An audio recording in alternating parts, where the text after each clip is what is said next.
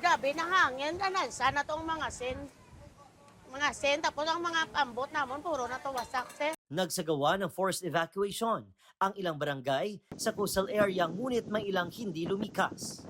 Ayon sa Bacolod City LGU, nasa 1,500 na pamilya ang lumikas. Dahil sa malakas na hangin, natumba ang ilang punong kahoy sa Burgos Public Cemetery at Bacolod Public Plaza. As of this moment, why pa man ta reported casualty or injured.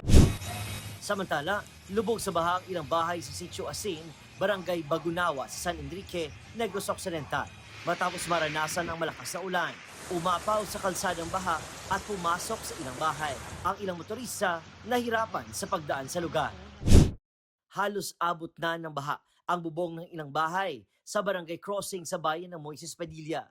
Halos umapaw naman ang tubig sa overflow sa barangay 1. Sa barangay Montilla, hindi madaanan ang ilang kalsada matapos matumba ang ilang puno. Pansamantala ring hindi madaanan ang hanging bridge na ito sa barangay Quintin Remo. Ayon sa NDRMO, mahigit 500 na individual ang lumikas at pansamantalang nananatili sa 8 evacuation sites.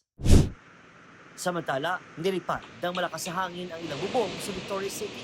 May ilang kalsadang hindi na madaanan dahil sa natumbang mga puno.